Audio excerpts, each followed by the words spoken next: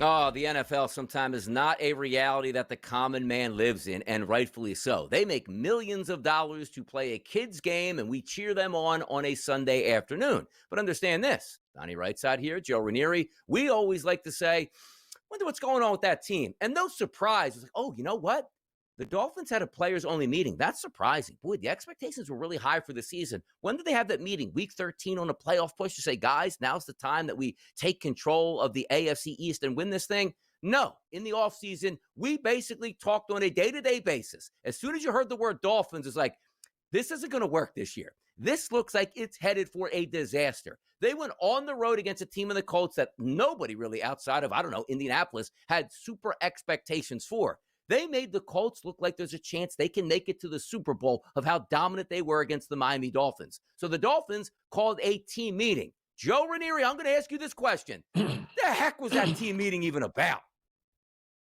Well, it was, I think they're making plans to figure out where they're going to go Go to Joe's? as soon as the season's over. Yeah, I'm pretty sure they're already making vacation plans because the season, well, it's pretty much already over. So there's no point in kidding yourself right now in Miami. And listen, we knew it. The stories coming out of Miami all throughout training camp have been hilarious, Donnie. I know some of the local beat reporters that cover this team, and the stuff that they were telling me is just a total lack. And it starts right from the top. Starts with the general manager, Greer, who's a hot mess. Yep. It goes down to the coach, McDaniel. There is zero leadership in that locker room. Tua is not exactly a leader among men in that locker room. And, oh, yeah, by the way, doesn't necessarily have the support of everybody in there. A lot of finger pointing. Before they played Indy, we're talking about at training camp, it was a hot mess here. So it's going to go from bad to worse. Couple the fact that we all knew you had to win in Miami, right? Otherwise, there's regime change coming. There's a whole lot of things coming. So you add that pressure, and you have a coach that, I mean, come on. He's no Bill Parcells. He's not even Bill Parcells' Gardner. Like, you got to be kidding me here. He's already lost the team. It's a fade from here on out for the Miami Dolphins for me, and just about anything to do with Tyreek Hill, I'll be looking to go against as the season moves along. It should have been a scenario that worked out. The nerdy coach goes down the South Beach. Yeah. Now he's wearing Rolexes and a lot of, entertainment, and it looks like he turned into Don Johnson. He's got a high-flying offense here, perfect for Miami. And this is what we're getting out of it. A complete rebuild on deck for the Miami Dolphins, which is absolutely ridiculous. But, you're meeting after game number 1 against the Colts, who smoked you. Let me understand this. You're probably going to get beat this week again. It's a bad football team. Let's just say the New England Patriots. Let's have another meeting. And sooner than later, the owner calls the meeting, and everybody gets their pink slip at that point. We'll watch what happens with the Dolphins over the next couple weeks here. But you know what knock's going to happen in the NFL? Lamar Jackson, he's not going to get fined or suspended, and he shouldn't there. When you score a touchdown and run around the side of the stadium, fans aren't supposed to smack you and your teammates in the head without retribution. Good on Lamar Jackson for fighting back, and he's not getting fined. Well, and good for the NFL for looking at this and saying, listen, fans, we all know, any adult in the room understands that, listen, if I put my hands on a player, there is a good chance that player is going to put his hands back on me. And to expect anything different is crazy. And to penalize Lamar and send a message that, so when fans get unruly and smack you, you're supposed to sit there and do absolutely not. So kudos to the NFL for actually doing the right thing in this spot. Yeah, but if we're hosts on a show and we get smacked in the head, there's not really too much we can do as hosts. You know what I mean? We're in our 40s, 50s, 60s, whoever's out there. Okay. Until the break. Yeah, you don't want to smack NFL football players. That usually doesn't work out in the actual fans' perspective here. You know what else doesn't work out in your perspective? Derrick Henry, who is probably going to run wild because they lost week number 1, telling him, man, you're easy to tackle. Take a look at this little clip from Delpit here. Come on now, stop. Maybe we don't have it. Not hard. Graham, going back though, we saw it last year. You obviously weren't afraid in that first matchup to take him on. Yeah. So where does that come from? Is that a mindset? We're playing football, man. It's tackle football. Somebody got the ball, you got to bring them down. Joe, not hard to tackle Derrick Henry. News to me. Well, yeah, I mean, in theory, it's not hard to tackle. So maybe that Cooper I'll give DeJean them that. got him. Maybe right. Maybe what he's saying is, you know what? We're football players. Like you see the guy at the ball, you tackle him. Yeah, very great in theory. And then you have the train that is Derrick Henry. Good luck. Yeah, let's talk Browns Ravens next. Let's see how hard it is to tackle Derrick Henry. Yeah.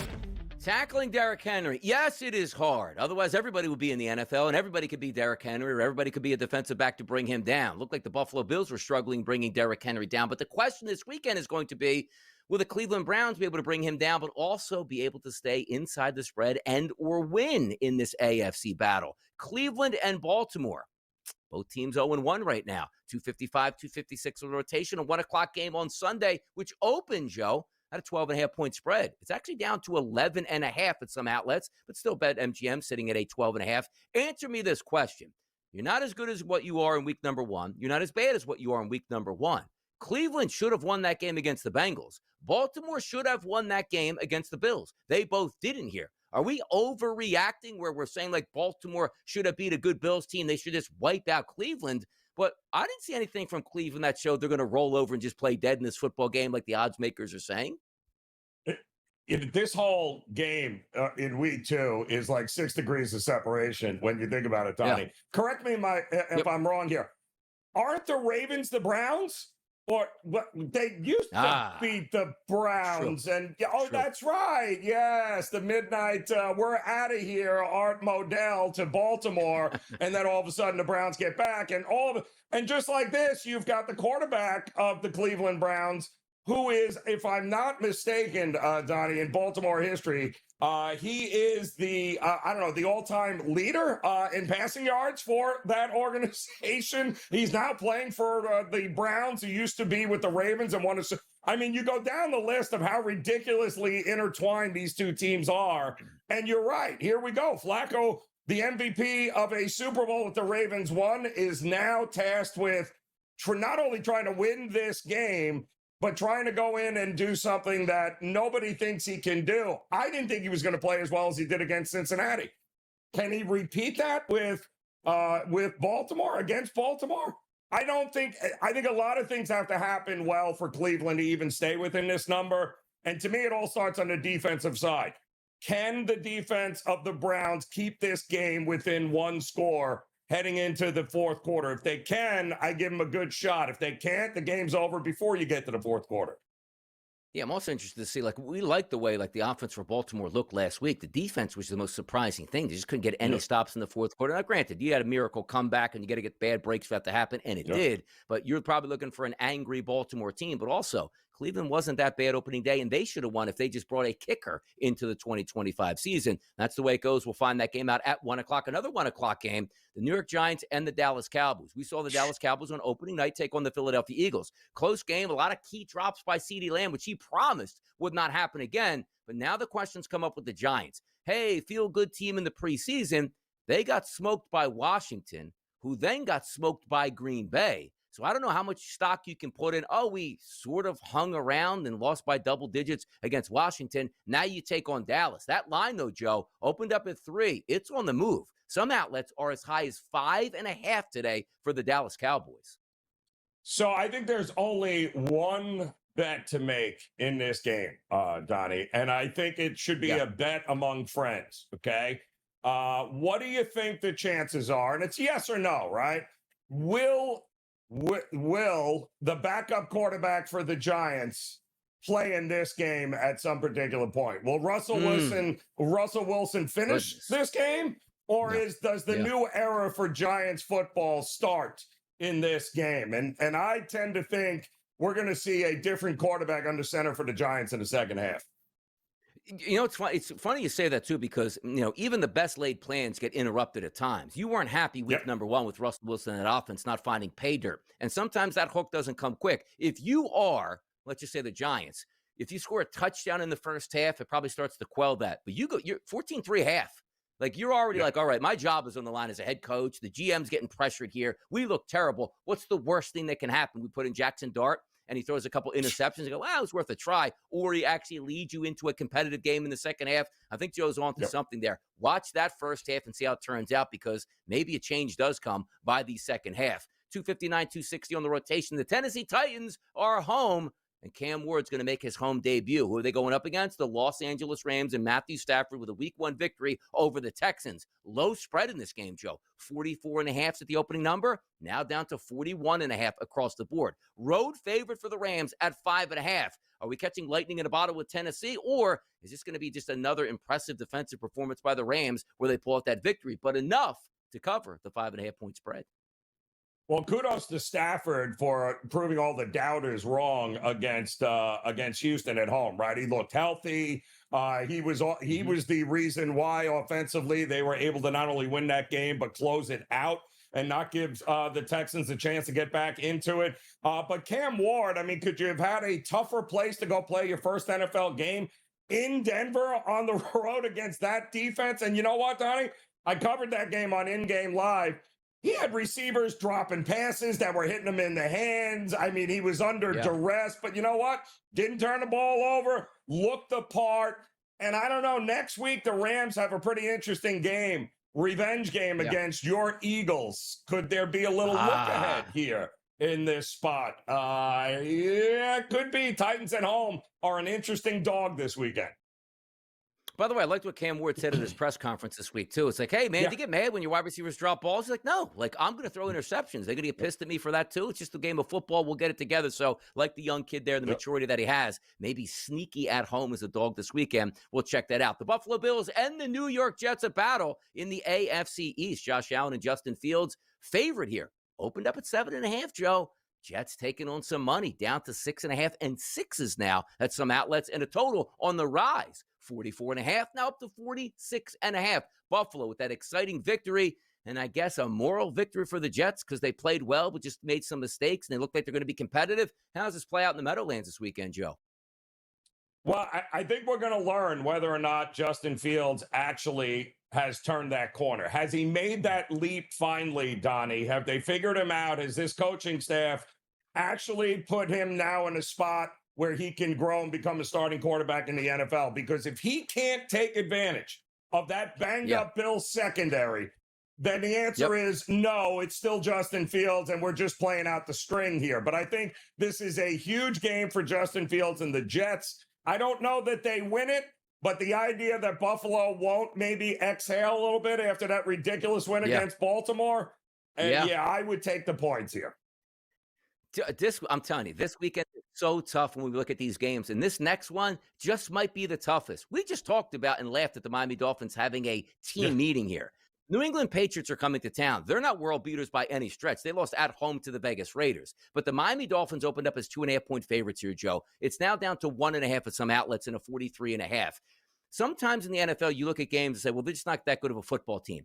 I honestly think if the Dolphins lose this game, major changes to the roster and coaching staff could be on the way. How do you approach a game like this knowing, Joe, it's not a regular season game in the fact that, they're just going to play and see what happens. It feels like that powder keg is ready to explode. How do you cap the Dolphins and the Patriots?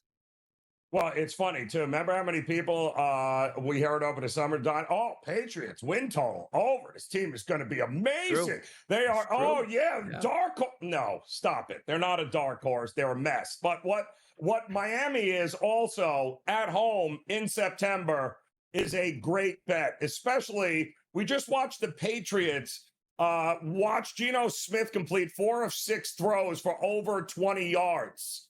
What do you think Tyreek Hill and Tua in the second half in 90 degrees is going to do against this Patriots secondary? Miami wins this game. They'll probably win it easily because that's how they roll. They either blow you out or they look absolutely awful in a loss. Yeah, and this is why I love talking about these games in week number 2. Like, you see what Raineri is saying? We might come back here on Monday and be like, I can't even believe I took the Miami Dolphins, like 33-6. New England blew them out. This season is over. Or the exact opposite. Like, what was all this hype for the New England Patriots in a Vrabel defense that got shredded by a Miami team that didn't even have a pulse in week number 1? This is so good to talk about. And again, we're going to get to New Orleans next. How about this one? Who's even playing for the 49ers at this point? We got it all covered, people. Oh, yeah. It's a Friday. It's a Football Friday right here on the Sports Grid Network, and we are rolling along. It's Donnie Rightside. It's Joe Raineri, and we welcome in Tom Vecchio to the program this morning. So many interesting spots to take a look at this weekend, Tom. And week number 2, always devious, always tough to get down with. How are we feeling about this week's card? Yeah. No. One, completely dismiss those things that we saw in week 1. Like, we have to take them with a grain of salt. We have to mix them into our normal handicapping process. And there are a ton of great games on this week's slate. No, there certainly is. By the way, just taking a look at that game last night, just to wrap that up. Joe and I have been talking about it so far all morning long. Like, sometimes you don't know which teams you're going to get from weeks 1 to week 2. And I got to tell you, those are 2 very impressive victories off the bat for the Green Bay Packers, Tom. Coming into the season, does your mindset change on them, or is that about what you expected? Because they were dominant in both of those games on the scoreboard. Yeah, as we talked about last night, like I was optimistic about the Packers defense, and I was only going to be more optimistic because if Parsons was going to play on a higher percentage of the snaps in week 2 compared to what he did in week 1, like their defense is only going to get better at a certain point once they get everything in the rhythm. So I think the Packers are legit, and I wouldn't be betting their number at this point. Like if you have them pre-flop from before Parsons and before the trade, that's a great number to have. I wouldn't be betting into them right now because you already missed the boat, but they are awesome. All right, so week 2, overreactions continue. You nailed a great prop last night there, Tom, and we got a lot of different spots. I think we can either look to fade some teams and some players or look to maybe think they're a little undervalued. What did you circle this weekend for us? Let's jump into a TD prop, and let's go to DK Metcalf. And, I always like buying into players that have high usage rates. He is going up against his former team, which is never a bad thing. It's a team that didn't want to extend him, that was willing to trade him and get back some draft picks. So I like the fact that he's going up against his former team. But in reality, DK is the number 1 option in the Steelers' passing offense. The game doesn't have a super high total. We didn't see DK with any red zone targets last week, but that's just because they didn't happen to have them. But still, a 25 or 24% target share for DK is something that I love. So his TD prop at plus 160, love it this week. Let's go to some more wide receivers, Tommy. Let's head down to Tennessee. Cam Ward's going to get his first start at home in front of the Titans faithful, but the Rams are coming in 1-0 here, and Davante Adams is in town with Puka Nacua. Yeah, really liked Davante, and I like what I saw from him last week. When we see 4 catches and 51 yards, you're like, okay, it's like it is what it is. He had 8 targets last week, but he was shadowed by Derrick Stingley Jr. on the Texans last week. So if you told me he had 8 targets in an extremely tough matchup, he still came away with 4 of them, and he had 50 yards. Like, if you tell me he had 6 catches last week against a different quarter, he would have gotten over 58 yards. So again, I'm buying into the usage. That is really strong, and this is going to be a terrible, terrible Titans secondary. So when we ever can get a low number on it, I will buy into a player like Davante or another wide receiver that has this high of usage that somewhat underperformed last week just due to the defensive matchup. He's going to explode this week. I wouldn't be surprised if he gets in the end zone, but you give me 58 yards, I'll take it. I like it. So they are saying, Tom, that this weekend we might get maybe the most watched NFL game outside of the Super Bowl in a long, maybe ever. And that, of course, is a repeat of the Super Bowl as Philadelphia is taking on Kansas City. What are you thinking here? So big news, obviously, is that Jalen Carter is going to play. They are ruling his week 1 ejection as the suspension because it happened before any plays took place officially. So, we look back to last week against the Cowboys. Miles Sanders broke off that 1 long run, which was 49 yards. Outside of that, he had 3 other carries for 4 or 5 total yards. I forget what it was. When we look to Javonte Williams had 15 carries for just over 50 yards. He was averaging under 4 yards per carry, which is terrible. So the Eagles defense, which didn't have Jalen Carter, was actually really solid against the run last week. And now he's coming back. Isaiah Pacheco and Kareem Hunt, at the end of the day, these are fine running backs. I do think Pacheco is a good running back, but giving the ball to him 20-plus times is just not the game script for the Chiefs. So what does that mean? Who you want to go down swinging with the guy that you trusted, and that's Patrick Mahomes. So despite the fact that we have this worthy news, we're not sure if he's going to play with his collarbone, he's back, his shoulder, whatever it is. just give the ball to Patrick Mahomes. So when we look at a high volume of passing attempts, that's what we should be seeing from Mahomes. Doesn't matter who he's throwing to because I don't know who it's going to be, but we're not going to be seeing them run the ball. So Mahomes over passing attempts is what I like the most this week.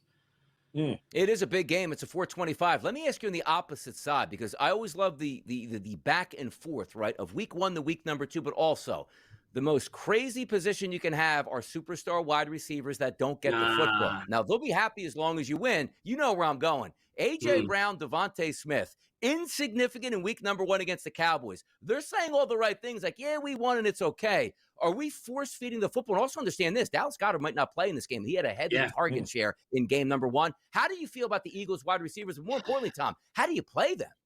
I would play either of them if they're both at plus money to have a catch on the first drive. You know, we do have to realize that Philly does have a new offensive coordinator this year. So, you know, weird game, the delay on opening night. So I'm not worried about them. They are obviously super talented.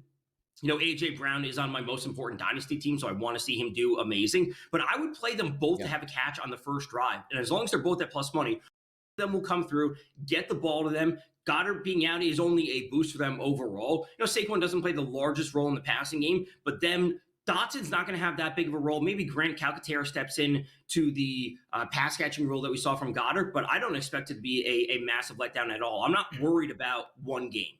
Coach Bow was lighting it up with us there. So much fun to watch and listen there to Coach talk about the action that's going to take place tomorrow in Saturday's slate of college football. And once again, we'll have Coach Bowden on College Football Today tomorrow. Make sure you tune in right here on the Sports Grid Network, 10 a.m. to 12 p.m., right up to kickoff. Donnie Rightside and Joe Lisi. But right now, it's Donnie Rightside and another Joe. It's Joe Raineri. We got to get back to the NFL because this weekend is cooking. I love Football Fridays, Joe, in the NFL. When we don't have any bye weeks, we talk about every single team in the league, which starts on Sunday night, Atlanta and Minnesota. Didn't we see Michael Penix? Didn't we see J.J. McCarthy in a high-stakes environment just a few short years ago in a national championship game, which J.J. McCarthy won? They'll do battle in Minnesota for, I guess, game number 2 for them.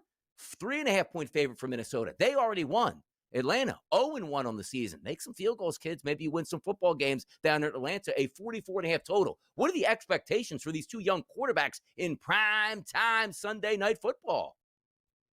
Yeah, I like the dog, and the market seems to like the dog as well because this has been pushed down here a little bit. Donnie, it was as high as 4.5, and now we're down to 3s and 3.5s. And listen, I mean, McCarthy, still a rookie as far as I'm concerned. Quick turnaround after a Monday night game.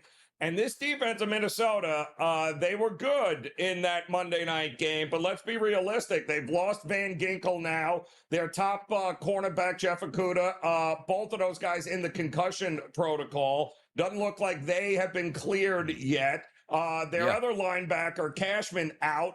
A lot of injuries on this defense for the Vikings heading into this week.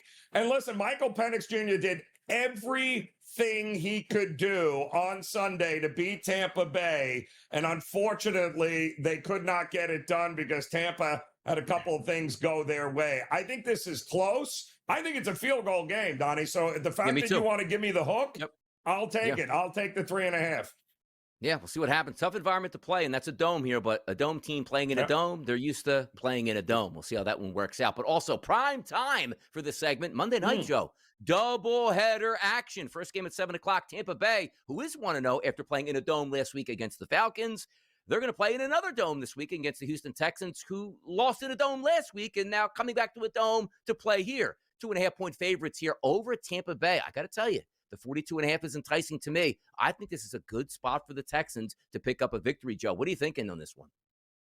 Well, you know, they got Houston goes out to the Rams, right? They don't score a touchdown, and they lost their starting center. Final score of that game, 14-9 on the road against a pretty good Rams offense.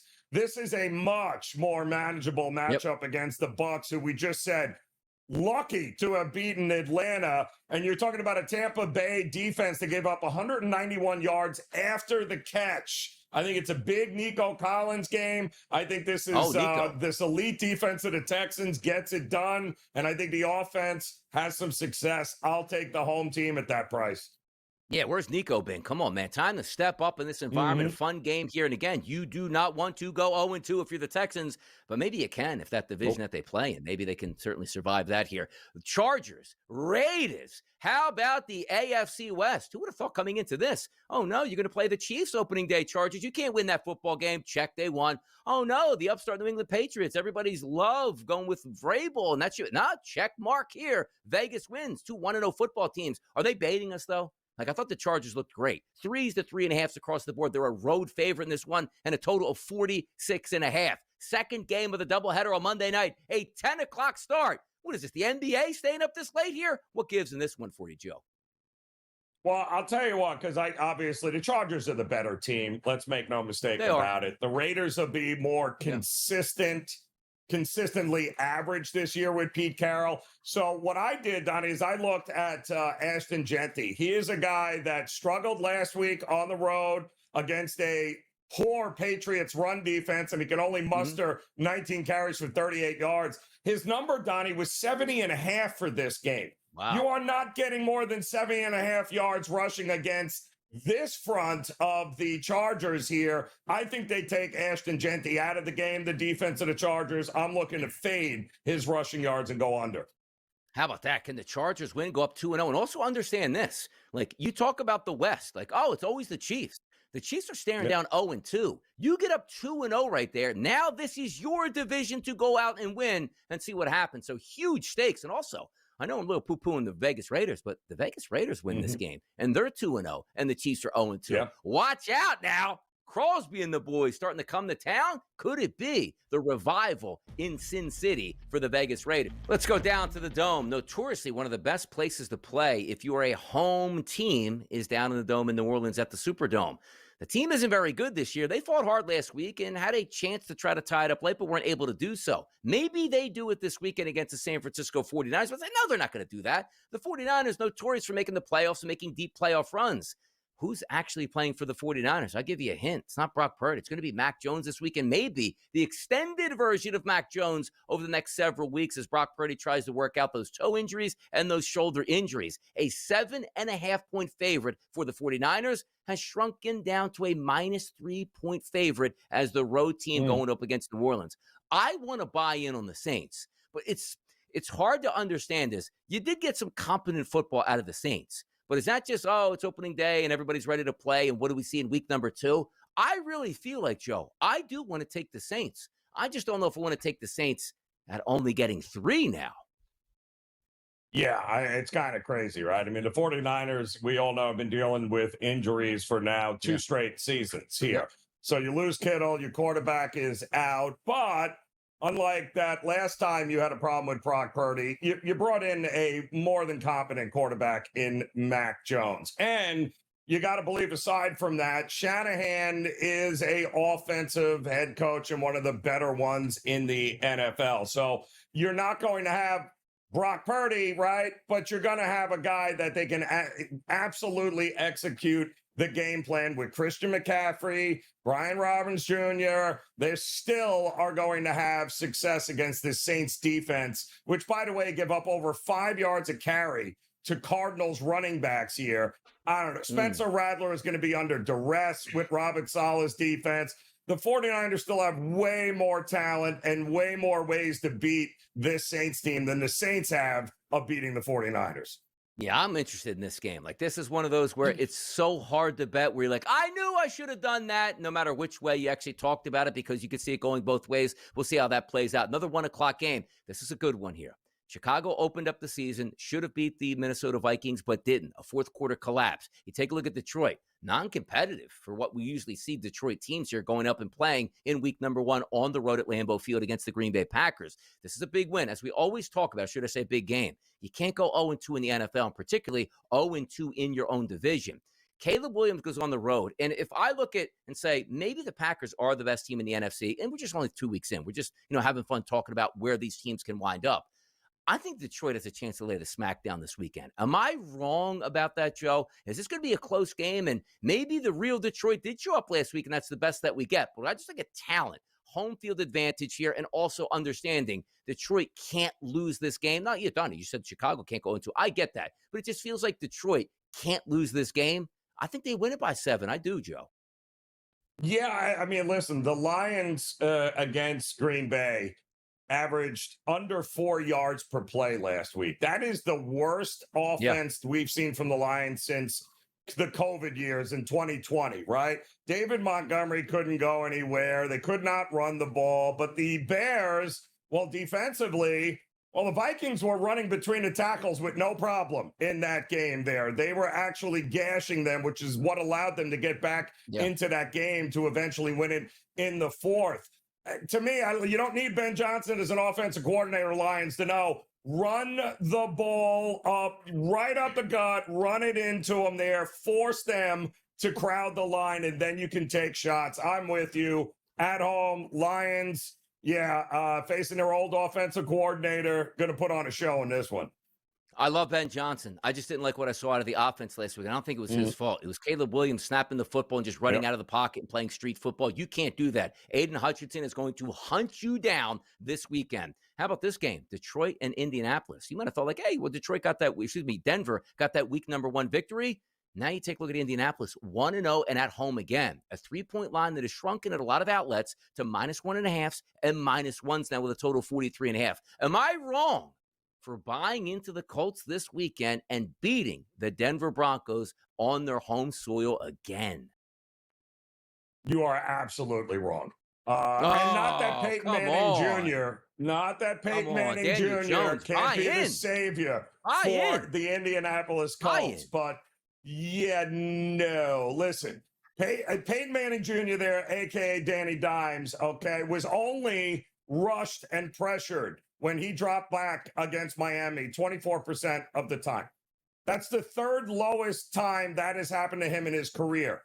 Do we think the Denver Broncos defense is not going to be in the face of Danny Dimes this entire game? The answer is yes. The Broncos defense alone will end up handling the Indianapolis Colts here. I do like the under, but I like Denver to handle business. That defense is no joke. Buy in. We're talking about buying in on the Colts. Didn't you know their new ownership group here, the daughters of the late Jim Irsay, like to sit in on meetings here and work out with the team? That's the extra advantage. That's why they beat Miami. More ownership working out with players here. Love to see it here. Colts going to get that victory. Carolina and Arizona. Didn't like what we saw about Carolina and Dave Canales. What are you doing, man? What do you spend your off seasons? Arizona is at home, -6.5-point favorites here, and 7s are starting to show up. Do we believe the Cardinals should be favored by a touchdown over anybody? It's headed in that direction, Joe. Well, I mean, Carolina, offensively, Bryce Young was a hot mess. I mean, again, managed 4 yards a pass attempt. That is not going to get it done. He, too, was under duress against Jacksonville. Jacksonville's defense is not that good. And, by the way, the Arizona Cardinals defense is much improved here, especially with Gannon as your head coach there. So this would not shock me that Arizona just basically runs over Carolina, pulls away in the end, and covers this number. We got some questions to be answered about Bryce Young and Dave Canales here, I think, in a couple of weeks.